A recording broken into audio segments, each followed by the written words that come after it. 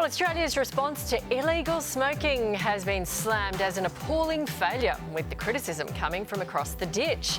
New Zealand's Assistant Health Minister has heralded her country's approach, where the nation has had a major drop in cigarette smoking attributed to their decision to regulate vaping products. She says the message is that if you don't smoke, don't vape, but if you do smoke, vaping may help because it is less harmful. For their take, let's bring in Daily Telegraph journalist James Willis and columnist Susie O'Brien. Morning to both of you. James, this was your exclusive story. Cigarette smoking in New Zealand actually fell from more than 14% down to 6.9% in just 4 years. Should we consider doing what our friends over the ditch are doing? Well, I think the approach from Australia, Nat, is delusional because Mark Butler has taken a hardline no stance on vaping. Yep. The only way you can vape in Australia is if you go to a pharmacist. They've got about 40,000 patients doing that, or 40,000 transactions. But the Australian Institute of Health and Welfare says that there's 700,000 people vaping in this country, which means the majority of people are vaping illegally and vaping these single-use products that have bright colours and fancy little designs on the front that you buy from convenience stores. It's obviously a big problem with young people, but New Zealand's view is that it is not as harmful as smoking. That has been proven, by the way, all over the world in parts of Europe. It's helped millions of people quit smoking. But if you regulate it, then you can actually test the products. And one of the big issues with vaping is we don't actually know what are in these things. They've got huge levels of nicotine. There's a battery linked to a wire into a little bit of liquid. It's very toxic on the inside. So to regulate it and control it and bring people along for the ride, they've allowed a lot of people to quit smoking. And that's their view. Australia says no way. Susie, how do we do this? Well, it's really difficult. I mean, as the parent of teenagers who were the kind of target market for the unregulated vapes, you know, where they're...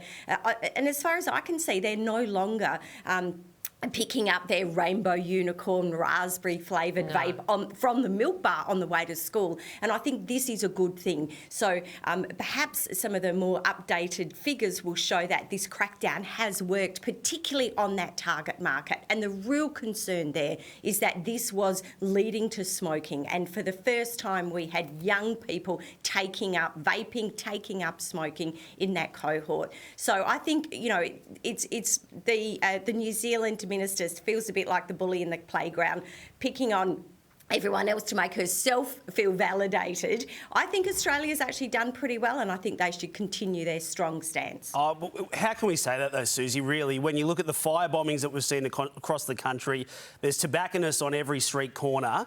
And yes, we know that they are very, very harmful for young people, but the lack of enforcement and the border force is really only seizing a tiny bit of the problem. So, I mean, there's two ways to go about this, but banning it simply hasn't worked. We've allowed this black market to flourish, and unfortunately, young people are doing it no matter what. So you may as well bring them along for the ride, like New Zealand's doing, and educate them and regulate it, and then we know what they're actually doing.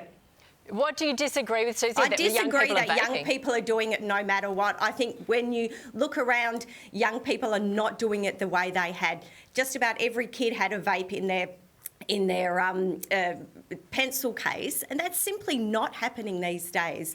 And I think the fact that we can't, not anywhere near. And a lot of them are starting to go back to cigarettes because they're getting the $10 ones.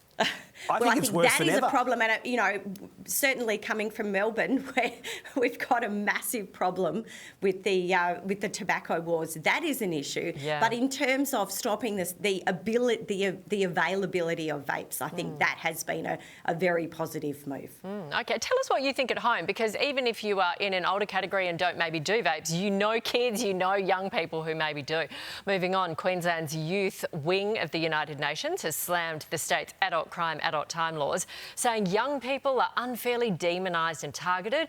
The group said some young Queenslanders even fear going on a night out or seeing friends, worried they'll be accused of criminal activities.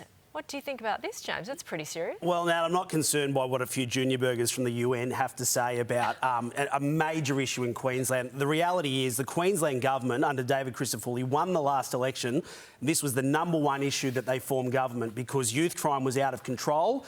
There were kids that were as young as 11 or 12 committing very, very serious offences. So his view is that if you do a crime that is serious, then you should be treated like an adult. Now, that was based on a string of people that had come forward to say we're victims of crime. Our houses have been raided. People have died. Our cars have been stolen. We want some actual justice here. So he did that. He's got a mandate to do that. He will not be listening to what anyone at the UN has to say, who often, pass judgment from the other side of the world. I don't think he'll be too concerned about that because he has a mandate from the people of Queensland. Yeah, Susie, they say they can't go out at night, they can't hang with friends in public or catch public transport. This is absolutely ridiculous. And let's draw the line here between the UN and the self-appointed Queensland youth representative for the UN youth group, who is working for the Labor opposition, let's make it clear. This is someone with a vested interest to make the government look bad. And I think she's doing young people a really big disservice here. I mean, these laws in Victoria, as in Queensland, are designed to crack down on a small group of habitual offenders who are having machete fights in supermarkets, who are attacking people as they sleep, making old people too scared to sleep in their own beds because they're having their cars stolen and attacked at night. I mean, these are people who are committing dozens and dozens of crimes out on bail. These are not people who are just going about their business. So, I mean, this is way out of line. Yeah, ask Victorians about that, huh? And finally, a new study has revealed that 70% of Aussies had faked a sick day at work in the past year. Reasons for faking a sickie include stuff like a lack of sleep, to relax and recharge, mental health. I think mental health is a sick day, but whatever. But also to attend special events, avoid meetings, and even because it was raining. James, have you ever faked a sickie? Yeah, I did once. I said I slipped in the shower. It was about 15 years ago and couldn't come into work because I had a bad back. But what was the real story? I was hungover. Yeah, fair enough. But I don't reckon people do it as much as they used to because workplaces, like once upon a time, you'd be championed if you said, OK, well, I'm going to have a sniffle and just continue through work. Yeah. Now they say if you're coughing, go straight home. Yes. So I don't think it happens as much, plus working from home. That figure surprises me. In my workplace, it doesn't happen that much. We've got a boss at home at the moment with the sniffles, who you know very well. Oh, yes. He had to be, shoved home. He wanted to come in. We had to wrangle him and send him home. He wanted to be here. So this is the new generation. Susie, have you faked a sickie?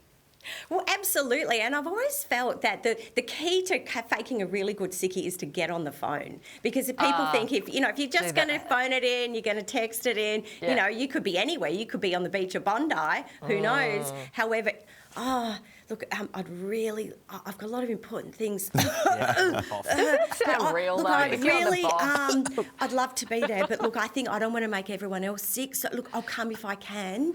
And you go back to bed and go, okay. Yeah, nailed that was quite good. Susie's definitely done it before. Definitely done it. Most of us have done it. Not for years, not with my current employer, of course. No. Yes. Yeah. No. I reckon most of us did it in the old days. Now we're too scared. You wouldn't have had a sick day for decades. Not for ages, but I mean, we've all done it. I did it in my younger day. Too scared now. Scared of our Not worth bosses. it. Yeah, very scary people. Too good Thank you.